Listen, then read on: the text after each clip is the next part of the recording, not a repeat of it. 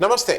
Public India के सारे दर्शकों का अभिवादन। आपसे एक आग्रह है और इसीलिए मैं व्यक्तिगत रूप से आपसे आग्रह कर रहा हूं। 16-17 नवंबर 2024 को लखनऊ के मोती महल लॉन में अवध कॉन्क्लेव का आयोजन किया जा रहा है। आग्रह यह है कि अवध कॉन्क्लेव को सफलतापूर्वक आयोजन के लिए धन की आवश्यकता है। हम लोग पहले इसको करते रहे हैं, दूसरे नाम से करते रहे हैं, अवध कॉन्क्लेव, लोकमत सम्मान इत्यादि इत्यादि नाम से। लेकिन इस बार अलग अलग विषयों पर डिस्कशन होगा। देश के अपने अपने स्पेशलिस्ट आएंगे और इन सबके लिए मैं एक QR कोड आपको दे रहा हूं। इससे आप ब्रोशर डाउनलोड कर सकते हैं, देख सकते हैं क्या रूपरेखा है। लेकिन आपसे फिर से एक बार अपील है कि इस आयोजन को सफल बनाने के लिए थोड़ी आर्थिक मदद करें। बहुत बहुत धन्यवाद। मीनू जी, आज आपसे इसलिए कर रहा हूं कि उसमें एक नई चीज प्रॉमिस की है MBA ने, और वो थोड़ा हम लोग उसके बारे में जनरली घर में भी ये होता था कि नहीं नहीं इसके बारे में बातचीत मत करो, या इस पे मैंने बहुत पहले मैंने इस पे बहुत शोज किए हैं, मैंने बहुत लिखा भी था कि उन्होंने कहा है कि 2 दिन जो महिलाओं की माहवारी वाला है उसके लिए 2 दिन की छुट्टी देने की बात की है। और मुझे लगता है कि ये एक क्रांतिकारी कदम है। हालांकि केरल, उड़ीसा और शायद किसी एक स्टेट में इस तरह का कोई प्रावधान है, लेकिन इसको मैनिफेस्टो में डाल देना, और अगर वो मैनिफेस्टो में आज MBA डाल रहा है तो दूसरे दलों के ऊपर भी प्रेशर होगा। और ये हम सब लोग जो उस पुरुष प्रधान उससे आते हैं, वो शायद उस समय की उसको कुछ समझते नहीं। लेकिन एक अगर एज अ यूनिट महाराष्ट्र विकास महाविकास आघाड़ी इसको अगर समझ रही है और इसको कहने की हिम्मत भी कर रही है कि हम इस पे अगर होगा तो 2 दिन का, तो ये एक बहुत वेलकम मूव है। मुझे ठीक से याद है मैटरनिटी लीव आज से 40 साल पहले जब नौकरी शुरू की थी तो कितने दिन की होती थी, आज कितने दिन की है, और बिल्कुल इससे फर्क पड़ता है। और ये एक अच्छा कदम है। तो सबसे पहले मीनू जी मैं आपसे ही शुरू कर रहा हूं कि कुछ कुछ बेसिक चीजों में महाराष्ट्र विकास आघाड़ी ने अपने बहुत स्पेसिफिक चीज कही है। उधर महायुति BJP तो अपने वही जुमले की बातें करते रही है। तो क्या मीनू जी आपको लगता है कि अब आज का वोटर इन सब जुमलों में भी फंसने वाला है? क्योंकि न्याय पत्र बहुत अच्छा था राहुल गांधी का, लेकिन उसका इम्पैक्ट थोड़ा बहुत तो हुआ, लेकिन बहुत ऐसा नहीं हुआ कि उसी पे लोगों ने वोट दे दिया हो। तो क्या इन घोषणा पत्र, संकल्प पत्र का कोई मतलब रह गया? और दूसरी तरफ BJP के घोषणा पत्र को आप किस नजर से देख रहे हैं महाराष्ट्र के? मीनू जी। जी, देखिए आपने मेरे से पहला सवाल किया कि मंथली मेंस्ट्रुअल साइकिल के बारे में जो छुट्टी की बात की है।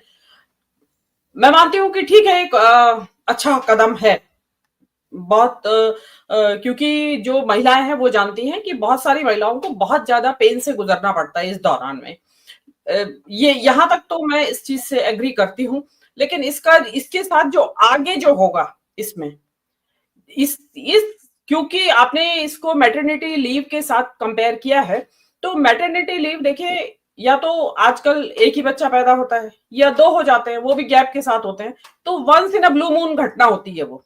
लेकिन ये क्योंकि मंथली साइकिल है और इसमें हर महीने आपको छुट्टी देना होगा काम करने वाले को, तो लॉन्ग टर्म में जाके महिलाएं जो है वो रेस से बाहर हो सकती है।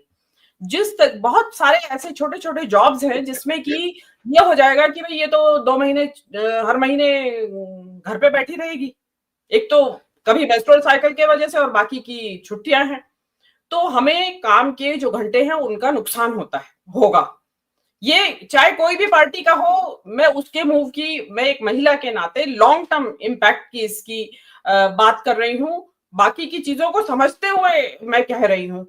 तो उसमें क्या होगा कि मुझे ऐसा लगता है कि बजाय इसके कि आप उनको छुट्टी का प्रोविजन करें, मेरे हिसाब से जो वर्क प्लेस है वहां पे आपको कंसेशन देना चाहिए कि you come to the office, but अगर आपका कोई भी बहुत ज्यादा जिसको कहते हैं स्ट्रेनुअस जॉब है, दबाव वाला जॉब है, शारीरिक आपके ऊपर असर पड़ता है, तो वहां आप उसमें थोड़ा ढील दे सकते हैं। नहीं अदरवाइज इससे जो है महिलाएं जो है उनको वर्क जो रेस है उससे बाहर होने के ज्यादा चांसेस हैं।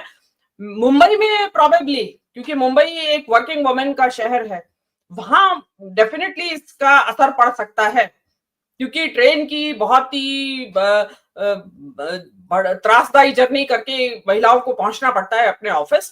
उन वहां पे मुंबई में डेफिनेटली इस जो भी प्रॉमिस किया गया है उसका असर पड़ेगा, लेकिन रेस्ट ऑफ महाराष्ट्र इसका असर पड़ेगा मुझे लगता नहीं है कि ये जो महिलाओं के उसमें ये किया गया है। दूसरी बात, आपने पूछा कि महाराष्ट्र के जो घोषणा पत्र हैं, देखिए घोषणा पत्रों में आपने जैसा अभी बताया कि ये आशा वर्कर और आंगनवाड़ी वर्कर का मानदेय बढ़ाएंगे, ये तो कांग्रेस ने अपने उसमें प्रॉमिस किया था, आपको याद होगा लोकसभा चुनाव में। न्याय पत्र हाँ, में हाँ, लोकसभा में जो न्याय पत्र था उसमें इनफैक्ट सबसे ऊपर था ये महिलाओं के लिए जो न्याय गारंटियां दी गई थी, उसमें सबसे बड़ी गारंटी के तौर पे ये पेश किया गया था और असर भी पड़ा था। और ये तो खैर बीजेपी वाले तो धीरे धीरे क्या होता है बताते हैं नहीं और चुपचाप से उठाते रहते हैं, इनफैक्ट वेट करते रहते हैं कि कांग्रेस का क्या आए और हम उसको उठा ले, जैसे कि अप्रेंटिसशिप वाला मामला है वो भी कांग्रेस से उठा लिया और उसको प्रचारित ऐसे कर रहे हैं कि जैसे कि इन्हीं के दिमाग की उपज है, तो क्रेडिट भी नहीं देते हैं और पकड़े जाने पे। तो ये चीज जो अभी जो भी न्याय गारंटी या जो भी घोषणा पत्र, उसका नाम कुछ भी रख लीजिए, आपके चुनावी वादे हैं। अब इसमें देखिए मुझे अलग अलग राज्य की महिलाओं की अलग अलग और पुरुषों की अलग अलग समझ होती है पार्टियों को लेके, और आप जैसे जो यूट्यूब चैनल्स हैं उनकी वजह से समझ ज्यादा बढ़ गई है अब आम जनता की पॉलिटिकल पार्टीज के बारे में और उनके वायदों के बारे में। तो अब जो जनता जो है इन जो घोषणा पत्रों के जो वायदे हैं वो बड़े अच्छे से तौल के, बड़े तोल मोल के कि कौन ज्यादा दे रहा है कौन कम दे रहा है और कौन प्रेजेंटली दे रहा है और आगे प्रॉमिस कर रहा है कौन, कि कौन दे सकता है भी कि नहीं दे सकता।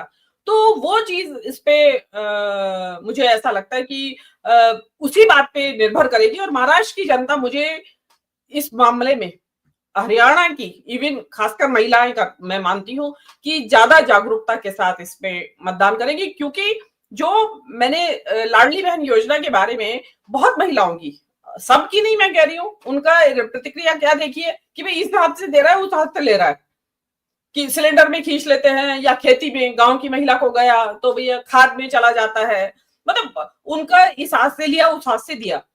लेकिन उसके बावजूद भी फर्क पड़ेगा क्योंकि रूरल एरियाज में डेफिनेटली ये जो लाडली बहन का जो प्रोग्राम है जितना भी पैसा जा रहा है उसका असर पड़ने की मुझे उम्मीद लगती है।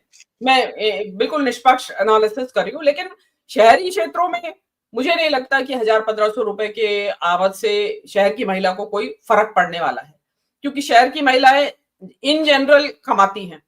और जैसे खासकर मुंबई में तो अगर आप घर पे बैठे हैं तो आप महिला हैं और घर पे बैठी है तो बड़ी शर्म की बात है। सबसे पहले पहला तो पहला आपका इंट्रोडक्शन होता है तो पूछा यही जाता है लड़की महिलाएं भी आपस में कि कहाँ काम करती है आप, तो उनके ऊपर 1,000-1,500 रुपए का कोई फर्क पड़ेगा तो वो मुझे ऐसा लगता नहीं है। बाकी का तो देखिए मोर और लेस सभी दलों के जो ये है मुद्दे जो हैं वो सेम है कि कोई कुछ बढ़ा के दे रहे हैं कुछ घटा के दे रहे हैं, कोई किसी ने किसी और का कॉपी कर लिया है, किसी ने पेस्ट कर लिया है, किसी ने कुछ कर लिया है, तो ये सब चल रहा है। अब अल्टीमेटली देखना ये होगा कि लोकसभा का चुनाव का नतीजा दोहराया जाता है क्या महाराष्ट्र में, जिसकी की मुझे उम्मीद बहुत ज्यादा लग रही है, क्योंकि ऐसा नहीं होता है कि इन 4-5 महीनों में महाराष्ट्र के लिए कोई अमृत की वर्षा नहीं हो गई है वहां बीजेपी की तरफ से। तो उल्टे उसमें जो इन्होंने ताबड़तोड़ इन्होंने जो घोषणाएं की हैं और जो उनको भी लग रहा है कि यार चुनाव को लेके इन्होंने अचानक से ये एक्शन मोड में आ गए हैं। और सेकेंडली जो अजित पवार बोल रहे हैं कि यहाँ नहीं लगेगा बटोगे तो कटेगा का नारा, या बताया जा रहा है कि उन्होंने बारामती में भी मना कर दिया आने से मोदी जी को कि आप यहाँ मत आइए कृपया।